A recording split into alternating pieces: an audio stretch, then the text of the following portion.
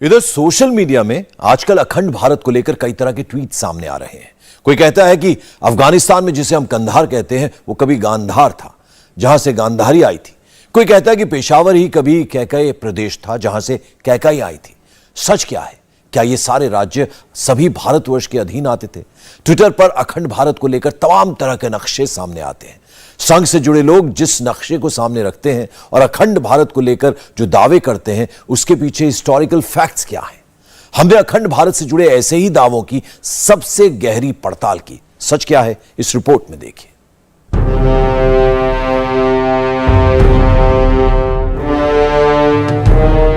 पूरा भारत उसके जल, जंगल, जमीन, जानवर से मेरा है। हो सकता है आज कोई मेरे पास नहीं है, कल मेरे पास आ जाए। अखंड भारत की बात करते तो डरने की क्या बात है? लोग डर जाते हैं। कब होगा? डरना छोड़ देते तो होगा।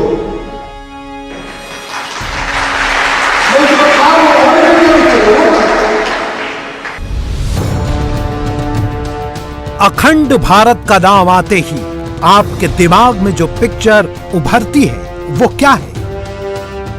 चलिए कुछ कीवर्ड्स को समझते हैं। इंटरनेट पर एक शब्द को सर्च करिए, गांधार। सर्च का जो रिजल्ट आएगा उसमें लिखा होगा ये वो इलाका है जो आज के नॉर्थ वेस्ट पाकिस्तान और साउथ ईस्ट अफगानिस्तान में है। तो क्या गांधार ही आज का कंधार है? सोशल मीडिया में ऐसे और कई इलाकों को लेकर तमाम दावे किए जाते हैं।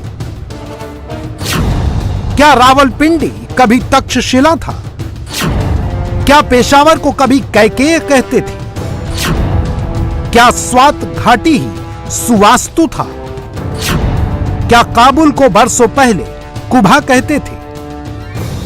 और अगर यह सब सच है तो क्या अखंड भारत का विस्तार अफगानिस्तान से आगे तक था?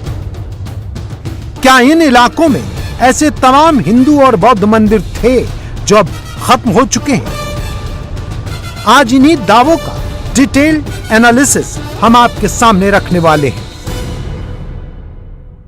अखंड भारत जिसे हम ऐसा मानते हैं कि प्राचीन काल में, जिस काल के लिए हम ये कहते हैं कि भारत ने दुनिया को संस्कृति सिखाई, संस्कृति का मार्ग दिखाया, जिस काल के लिए हम कहते हैं कि हमारा यजुर्वेद उद्घोष करता है सा प्रथमा संस्कृति विश्ववारा, हम वो हैं जिन्होंने दुनिया को संस्कृति का कहरा पढ़ाया है। या जब हम कहते थे तद देश प्रसूतस्य सकाशादग्र जन्मना स्वम स्वम चरित्रम शिक्षेरन पृथिव्याम सर्वमानवा, ये जो कंसेप्ट था उसमें जो भारत की सीमाएं थी वो आज की सीमाओं जितनी संकुचित नहीं थी, वो एक बड़ी विस्तृत सीमा थी। अगर हम जियोपॉलिटिकल लेवल पे भी देखें तो, और जियो कल्चरल लेवल पे तो उसकी सीमाएं बहुत ज्यादा थी। अखंड भारत आखिर है क्या? हिस्टोरियंस क्या मानते हैं? आरएसएस के लिए अखंड भारत का मतलब क्या है? कई अलग अलग थ्योरीज हैं। पहला कॉन्सेप्ट है 1947 के बंटवारे से पहले का भारत, जिसमें भारत, पाकिस्तान और बांग्लादेश एक थे। दूसरा कॉन्सेप्ट है भारत के साथ अफगानिस्तान, पाकिस्तान, नेपाल, भूटान, म्यांमार, बांग्लादेश और श्रीलंका। इसके अलावा एक कॉन्सेप्ट है जिसमें कुछ लोग भारत, अफगानिस्तान, पाकिस्तान, नेपाल, भूटान, म्यांमार, बांग्लादेश और श्रीलंका के अलावा थाईलैंड, कंबोडिया, मलेशिया, इंडोनेशिया और ईरान तक को अखंड भारत का हिस्सा मानते हैं। चर्चित इतिहासकार रोमिला थापर की किताब भारत का इतिहास में भारत के 16 प्रमुख राज्यों का जिक्र है। ये 600 ईसा पूर्व का नक्शा है, जिसमें भारत की सीमा कंबोज और गांधार तक जाती है। उत्तरम यत् समुद्रस्य हिमाद्रेश्चैव दक्षिणम वर्षम तद भारतम नाम भारती यत्र संतति। ये एक पौराणिक श्लोक है जिसमें एक प्रकार से हमारे भारत देश की भौगोलिक सीमाओं का उल्लेख किया गया है, जिसके उत्तर में विशाल हिमालय है, और जिसके दक्षिण में समुद्र है, और पूरब और पश्चिम में बहुत दूर तक जो फैला हुआ है, समुद्र से घिरा हुआ है, उस देश का नाम भारतवर्ष है। आप उत्तर में चले जाएं तो नेपाल तक और काठमांडू की ओर आगे भूटान का क्षेत्र हो गया, और जो मगध का क्षेत्र है जो पूरा इस समय, और बांग्लादेश जिसे आज हम कहते हैं, बर्मा है, उसका कुछ हिस्सा था। इधर अफगानिस्तान की पश्चिमी छोर तक और दक्षिणी छोर में ईरान तक भारत का जो देश है उसकी भूमि है फैली हुई थी।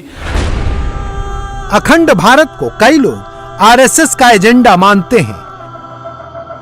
देश में कई लोग इस थ्योरी को हवा देते हैं कि संघ और बीजेपी का पॉलिटिकल एजेंडा है अखंड भारत।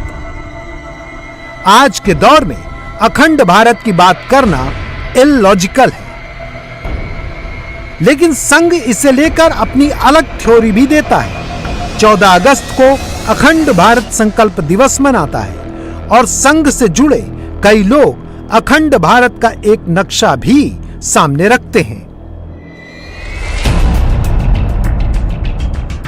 अखंड भारत का कॉन्सेप्ट संघ के लिए नया नहीं है। वीर सावरकर से लेकर संघ के दूसरे प्रमुख माधव, सदाशिव, गोलवलकर तक ने अखंड भारत की बात की। गोलवलकर ने अपनी किताब बंच ऑफ थॉट्स में लिखा, अफगानिस्तान हमारा प्राचीन उपगणस्थान था। महाभारत के शल्य यहीं से आए थे। आधुनिक काबुल और कंधार प्राचीन समय में गांधार थे, जहां से कौरवों की मां गांधारी आई थी। यहां तक कि ईरान भी वास्तव में आर्यन था। अखंड भारत की बात करते तो डरने की क्या बात है, लोग डर जाते हैं। कब होगा? डरना छोड़ देंगे तब होगा। नहीं, जो था वो होने में क्या दिक्कत होगा। भारत कोई दुनिया के पटल पर आज जन्मा हुआ देश नहीं है। अंग्रेजों ने जिसको एक किया ऐसा देश नहीं है। आक्रमकों के कारण जिसमें एकता आई ऐसा देश नहीं है। जो 3000 साल तक सतत सब प्रकार की वैभव संपन्नता के शिखर पर, सब प्रकार के पराक्रम के ऊंचे शिखर को छूता हुआ, ज्ञान देकर सारी दुनिया को समृद्ध बनाने वाला, किसी को न मिटाने वाला, किसी को न बदलने वाला ऐसा भारत रहा, वो प्राचीन भारत आज नवे कलेवर में 15 अगस्त 1947 के बाद खड़ा हुआ है। अगर संघ को एक तरफ रख दें तो अखंड भारत का कॉन्सेप्ट आया कहां से? हमने इसके हिस्टोरिकल, ज्योग्राफिक, रिलीजियस और कल्चरल हर सबूत को खंगालने की कोशिश की। प्राचीन इतिहास की एक प्रामाणिक किताब है studies in geography of ancient and medieval India. इसके राइटर दिनेश चंद्र सरकार लिखते हैं, पुराणों में सप्त द्वीप का जिक्र है, यानी पृथ्वी में 7 द्वीप थे, जिसमें से एक था जम्बू द्वीप। इसे ही सुमेरु कहा गया। इसी जम्बू द्वीप को अखंड भारत के तौर पर सामने रखा जाता है। 1941 में पंडित पांडुरंग वामन की एक किताब आई थी, हिस्ट्री ऑफ धर्मशास्त्र। इसमें भी जम्बू द्वीप का जिक्र है। इस किताब में लिखा है, भारतवर्ष जम्बू द्वीप के अंदर था। प्राचीन काल में भारतवर्ष के अंदर कई सारे देश आते थे। आपने पूजा पाठ के दौरान एक मंत्र सुना होगा, जम्बू द्वीपे भारत खंडे भारतवर्षे। उसमें भी भारत में रहने वालों की पहचान जम्बू द्वीप के लोगों के तौर पर रखी जाती है। हमारे पुराणों में भी जब हम पूजा करते हैं तो उसमें भी कहते हैं कि भरत खंडे जम्बू द्वीपे, ऐसा उल्लेख आता है पूजा करते समय। तो पूरी पृथ्वी यह 7 द्वीपों में विभाजित है। उसमें से एक है जम्बू द्वीप। तो जम्बू द्वीप में ये जो हमारे सार्क के देश है, यानी इंडोनेशिया है, पाकिस्तान है, बांग्लादेश है, अफगानिस्तान है, श्रीलंका है, ब्रह्मदेश है, कंबोडिया है, ये सारे देश जो है वो जम्बू द्वीप में आते हैं। आज आप कंबोडिया में जाएंगे, आपको मंदिर मिल जाएंगे, आप आज इंडोनेशिया में जाएंगे तो आपको गरुड़ एयरलाइंस मिल जाएंगी, उनकी जो करेंसी है उसके ऊपर में भी भगवान गणेश का चित्र मिल जाएगा। तो आज उनका धर्म चाहे वो मुसलमान धर्म के हो, लेकिन वो आज भी भारतीय सभ्यता और संस्कृति को मानने वाले लोग हैं। तो जम्बूद्वीप यानी इन सारे राष्ट्रों का एकत्रीकरण यानी जम्बूद्वीप था। जिस भारतवर्ष की बात संघ करता है, राइट विंग के राइटर्स करते हैं, तमाम इतिहासकार उस पर अपनी मुहर लगाते हैं। इसकी सीमा ईरान, अफगानिस्तान के हिंदकुश से लेकर अरुणाचल तक और कश्मीर से लेकर श्रीलंका, म्यांमार, थाईलैंड और इंडोनेशिया तक बताई जाती है। पहले अफगानिस्तान की बात करते हैं, जिसे आज हम कंधार के नाम से जानते हैं। वो कभी गांधार और कंबोज हुआ करता था। इस पूरे क्षेत्र में कभी हिंदू शाही और पारसी राजवंश का शासन था। मशहूर इतिहासकार आरसी मजूमदार अपनी किताब N advanced history of India में लिखते हैं, भारत का विस्तार काबुल वैली में कंबोज, गांधार और आसपास के इलाकों तक था। इसी किताब में आगे वो लिखते हैं, जिसे आज हम काबुल के नाम से जानते हैं, वहां कुबा नदी बहती थी। आज पाकिस्तान के कब्जे वाले कश्मीर में, जिसे हम स्वात घाटी कहते हैं, वहां सुवास्तु नदी बहती थी। ये सप्त सिंधु के अलग अलग हिस्से थे, मतलब लैंड ऑफ 7 रिवर्स। इन तमाम इलाकों तक भारत का विस्तार था। पाकिस्तान तो भारत का हिस्सा था ही, जिसे आज हम तक्षशिला कहते हैं। वहां कभी मौर्य वंश का शासन था। तक्षशिला में आज भी बौद्ध कल्चर से जुड़े तमाम मॉन्यूमेंट्स मौजूद हैं।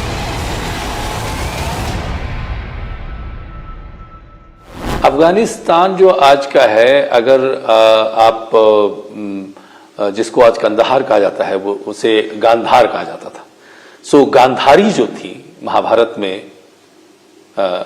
जो दुर्योधन की माँ थी, वो उसी क्षेत्र से आती थी।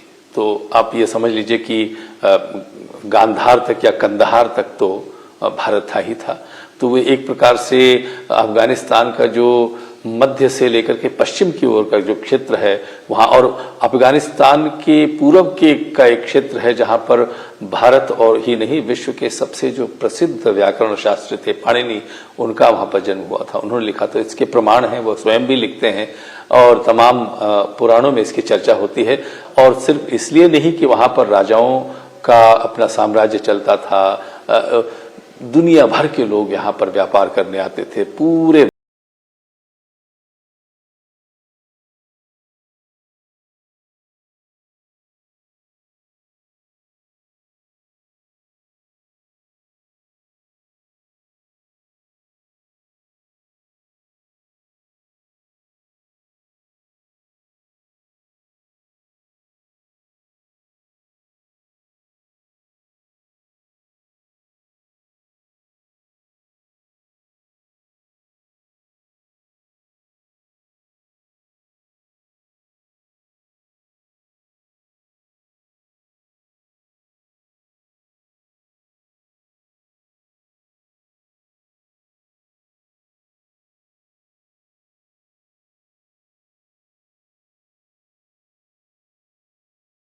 दुनिया का पहला विश्वविद्यालय तक्षशिला में बना।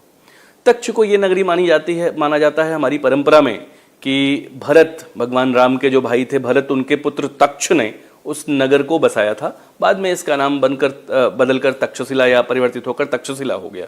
वहां पर 700 ईसा से 700 वर्ष पहले, लगभग 600-700 वर्ष पहले विश्वविद्यालय की स्थापना होती है, महाविहार की स्थापना होती है, जो विश्वविद्यालय में तब्दील हो जाता है। बहुत सारे जो भारतीय ज्ञान परंपरा के विषय हैं उनकी पढ़ाई वहाँ होती थी। आयुर्वेद का एक बड़ा केंद्र वहाँ विकसित हुआ था। ये आज अगर हम उसको लोकेट करें तो रावलपिंडी से कुछ 1 घंटे की दूरी पर जो तक्षशिला के रिमेन्स हैं वो अभी हमको प्राप्त होते हैं।